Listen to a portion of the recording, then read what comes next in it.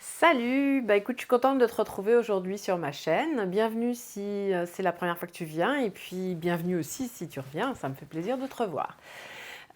Aujourd'hui, je vais te parler en fait de pinceaux dans Procreate. C'est une petite variante d'une vidéo que j'avais déjà faite il y a quelques années en anglais.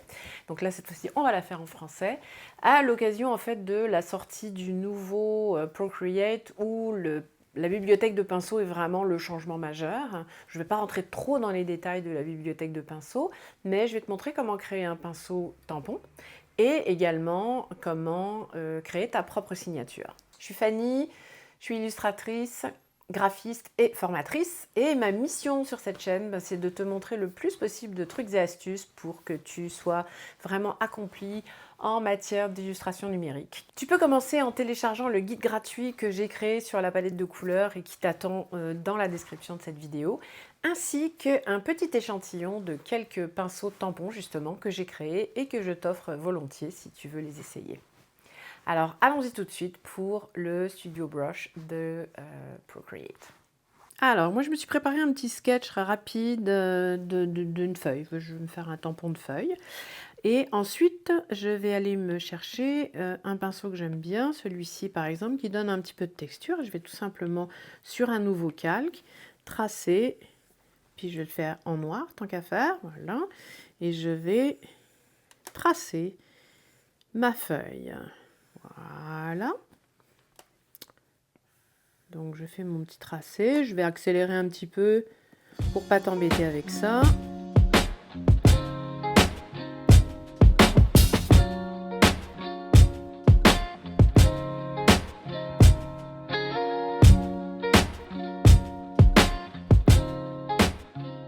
Une fois que mon dessin est fait, en fait, je vais tout simplement remplir mes feuilles. Donc, je vais faire glisser ici. Puis là, je vais aller dans Continuer le remplissage. Et puis, je vais cliquer sur chacune de mes feuilles pour les remplir.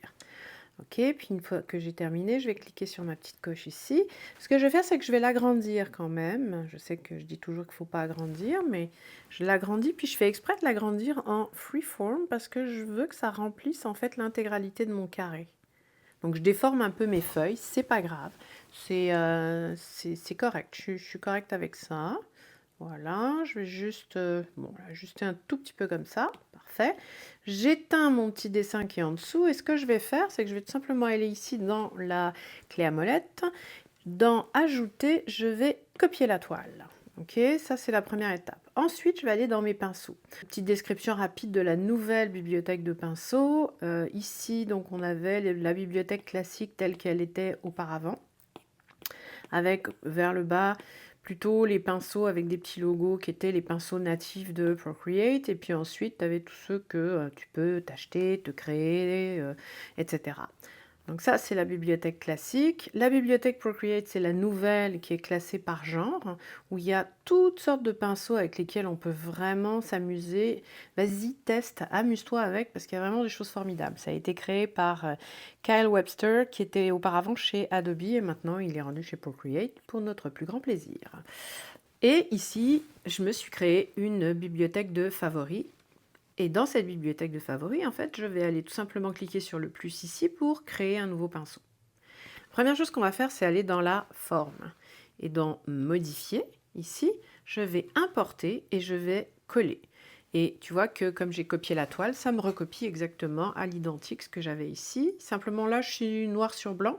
J'ai besoin d'être blanc sur noir pour que ça fonctionne. Donc je vais avec deux doigts taper pour inverser ma sélection tout simplement. Et j'oublie pas d'aller cocher ici, sinon il ne l'enregistre pas. Alors, la prochaine chose qu'on va modifier, c'est le tracé du trait. Le principe d'un pinceau en illustration numérique, c'est un certain nombre d'images qui se répètent. Et plus l'espacement est petit, plus elle se répète beaucoup, et donc plus tu espaces, et plus donc tu vois ton dessin va ta forme de pinceau va s'élargir. Nous, ce qu'on veut, c'est un tampon. Donc, hop, on va aller ici au maximum. Et maintenant, donc, quand je vais taper sur mon écran, tu vois que je forme juste un exemplaire de ma forme. Mais tu vois qu'ici, j'ai plusieurs nuances de noir, nuances de gris. Donc, je vais changer ça en allant dans Apple Pencil ici et je vais mettre mon opacité au minimum, c'est-à-dire que je vais enlever la moindre opacité, ok? Le prochain réglage, ça va être dans Propriétés. Et je vais tout simplement l'agrandir. Alors tu vois ici, tu peux aussi aller dans le bloc à dessin et effacer pour effacer tes tests. Et donc ici, c'est ça. Je vais simplement en mettre une et agrandir un peu mon pinceau. Puis je vais également jouer sur la taille minimale que je vais mettre à peu près, je sais pas, 90%. Ok, mais ça, c'est vraiment des réglages tout à fait personnels. La dernière chose, c'est que je vais aller dans Aperçu. Je vais utiliser l'aperçu du tampon. Ok.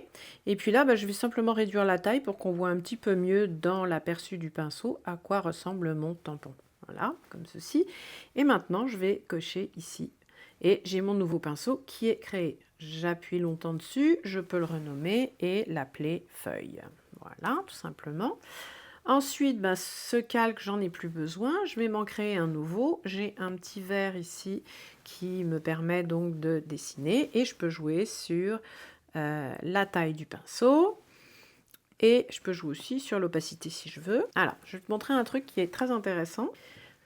Je vais retourner dans mon pinceau ici.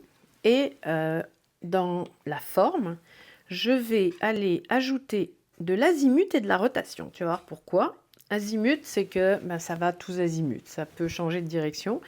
Ainsi que la rotation du corps. Et ça va avec le Pencil Pro, le nouveau Apple Pencil. C'est sûr que c'est un réglage que tu n'auras pas si tu ne l'as pas. Mais bon, ça peut être quand même... ça vaut la peine d'être démontré. Ok, puis ici, je vais laisser le reste comme ça. Et une autre chose encore qu'il va falloir que j'aille régler, ici dans mes préférences, c'est le curseur du pinceau. Donc je vais l'allumer et ensuite je vais aller dans les réglages et je vais l'afficher en survolant ou en peignant ou afficher les deux. On va afficher les deux. Et je vais garder un contraste élevé qui va me permettre de voir mon pinceau en toutes circonstances, même si je suis ton sur ton. Si je mets du blanc sur du blanc, je vais voir mon pinceau quand même. Et tu vas comprendre ce que je veux dire. C'est que si je me rapproche, tu vois, avant de toucher ma toile, mon pinceau apparaît. Et si je tourne mon Apple Pencil, je peux orienter mon dessin et placer ma feuille dans le sens que je veux. Et ça va me permettre de la mettre exactement où je veux. Voilà, donc ça c'est quand même très très pratique. Encore une fois, ça ne fonctionne pas avec les anciens modèles. Je ne me sers pas tout le temps de l'aperçu du pinceau parce que je trouve ça parfois un peu fatigant. Si je prends n'importe quel autre pinceau. Tu vois, d'avoir ce petit point qui bouge pendant que je dessine, moi ça m'agace. Donc je l'enlève souvent. Mais en l'occurrence, pour orienter un tampon, une feuille, pour que ça aille dans la bonne direction, je trouve que c'est quand même assez pratique. Alors, sur le même principe, je vais aller chercher une autre sorte de pinceau. Par exemple, je prends le Platypus qui est dans l'ensemble des huiles de la nouvelle bibliothèque Procreate. Tu vas voir qu'ici, en fait, c'est un espèce de rectangle. Si je m'en sers comme ceci, je peux tracer une ligne, par exemple créer des tiges. Mais si je tourne le pinceau, tu vois que je peux aussi m'en servir dans ce sens-là, ce qui est un tout autre usage bien évidemment. Donc ça peut être très très utile, finalement c'est comme avoir deux pinceaux en un. Et puis je peux aussi m'en servir et jouer sur la forme de mon pinceau comme ceci, mais je vais pouvoir contrôler en fait comment mon pinceau va réagir sur ma toile. Ça peut avoir une fonction très utile dans ta création. Maintenant, je veux me créer un pinceau qui va faire office de signature. Donc, je vais ici dans Pinceau, je vais aller dans mon petit plus, créer un nouveau pinceau, retourner dans ma forme, mais ici, au lieu d'importer quelque chose que j'aurais copié, je vais importer un fichier. Je vais aller chercher mon logo en blanc, il va se mettre directement en blanc sur fond noir, c'est ce qu'on veut, et je clique ici sur mon petit crochet pour le confirmer. Je vais ensuite faire exactement la même chose que ce que je viens de faire. Donc je vais aller créer mon espacement maximum. Je vais aller dans l'Apple Pencil, je vais enlever l'opacité. Dans les propriétés, je vais le grandir un petit peu et lui donner une taille minimale également. Puis dans l'aperçu, je vais utiliser l'aperçu du tampon, jouer sur la taille de mon aperçu, comme ceci. Voilà.